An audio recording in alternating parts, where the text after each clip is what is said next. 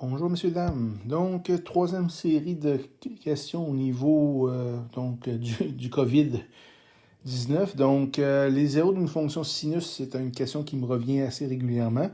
Comment est-ce que je peux faire ça pour travailler ça? Je vais vous donner un autre exemple. Il n'y a pas de miracle, c'est de la pratique. Donc, si je mets un exemple, ça c'est genre là, comme la page 286, numéro 4. Sauf que c'est pas un de ceux-là, j'ai décidé de faire différent. Je vous rappelle, si vous voulez en avoir un autre exemple de ce type-là, vous pouvez aller voir tout simplement la capsule qui a été enregistrée lors du Meet du 1er avril. Donc, ça, vous allez avoir un autre exemple là.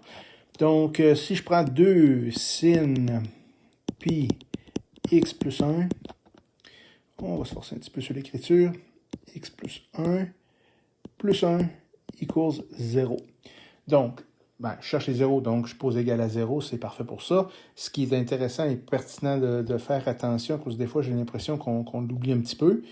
La partie ici, cette partie-là, c'est ce qu'on appelle l'argument du sinus. Donc ça reste avec le sinus, c'est la fonction. Donc tout ce qui n'est pas de la fonction, je l'envoie l'autre bord. Donc ce que je vais faire tout simplement, c'est que je vais isoler mon sin. Je commence par prendre mon plus 1 et je l'envoie l'autre bord, devient moins 1. J'envoie ensuite mon 2 qui multiplie de ce côté-là, qui multiplie ma fonction sin, je l'envoie l'autre bord, donc moins 1/2. Donc, dans le fond, ici, je suis rendu à avoir tout simplement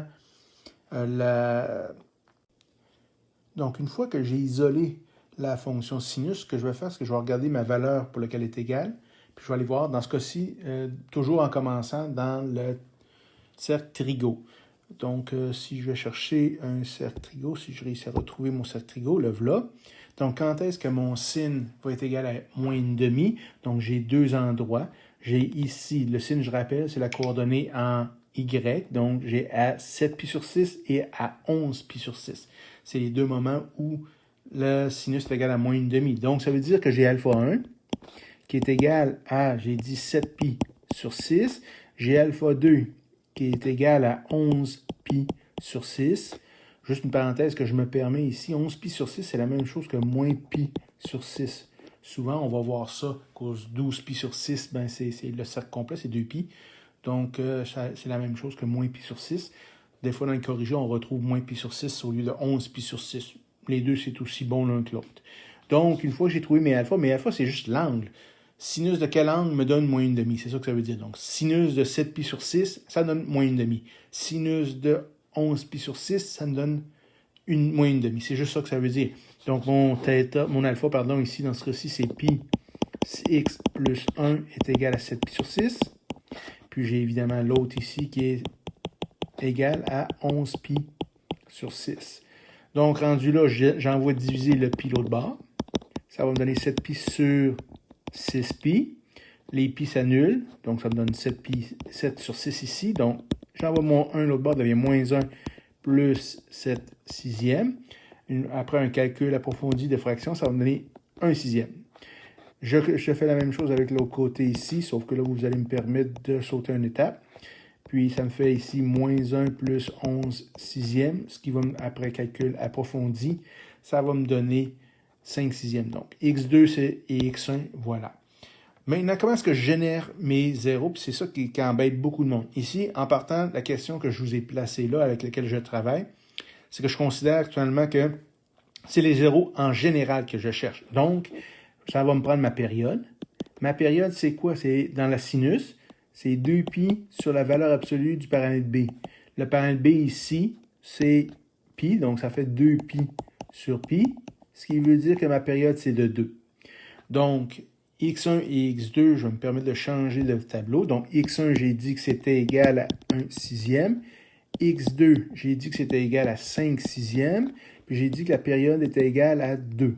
Donc, à ce moment-là, ce que ça veut dire tout simplement, c'est que je vais avoir 5 sixièmes plus 2 fois n. 1 sixième plus 2 fois n, puis 1 sixième plus 2 fois n ici aussi. Ça, si j'ai la question générale, trouver les zéros, c'est une réponse possible. L'autre façon de l'écrire, c'est 1 sixième plus 2 fois n, puis 5 sixièmes plus 2 fois n. Ça, encore là, je répète, c'est dans le cas où j'ai une question qui est large, c'est-à-dire qu'on ne me donne pas de contraintes autres que trouver les zéros. Ça me génère tous les zéros. Je rappelle également qu'il y a une infinité de zéros, cette histoire-là. Une fois que j'ai fait ça, Mettons que si, on change de question un peu pour plaisir, si on me demande les zéros appartenant à l'intervalle, mettons, moins 2pi à 2pi, qu'est-ce que ça va me donner, cette histoire-là? Ben, première chose, c'est que mes zéros sont quand même bons en haut ici. Donc, ça veut dire que c'est le x1, c'est 1/6 plus 2. Mais 2 sur la base 6, ça serait pas base 6, mais sur le dénominateur 6, ça serait 1/6 plus 12/6 n. Même chose avec mon x2. Mon x2, c'est 5/6 plus, ben dans ce cas-ci, 12/6 n. C'est juste pour le mettre sur le même dénominateur. Ce qui serait intéressant maintenant aussi, c'est que là, j'ai des nombres décimaux. Ça serait le fun d'avoir des nombres décimaux en haut. Donc, je pourrais ramener tout simplement ça sur... bon, je peux y aller en nombre décimal comme vous voulez, là. Vous aimez beaucoup les nombres décimaux. Donc, ici, je sais que... Je vais mettre une couleur haute. Je sais que ça, c'est environ moins 6,28. Puis ça, c'est environ 6,28. Donc, je vais calculer tout simplement pour rester dans ces balises-là, tout simplement. Donc, mes zéros, c'est quoi? J'ai 1/6, j'ai 5/6 qui sont mes deux premiers. Après ça, le suivant ici, c'est 1/6 plus 12/6. Parfait. Donc, ça me donne, calcul rapide, 13/6. Le suivant, ça va être 5/6 plus 12, c'est-à-dire donc, oups, ça c'est un 3, ça ici. Donc, ça va me donner un petit calcul rapide, 17/6.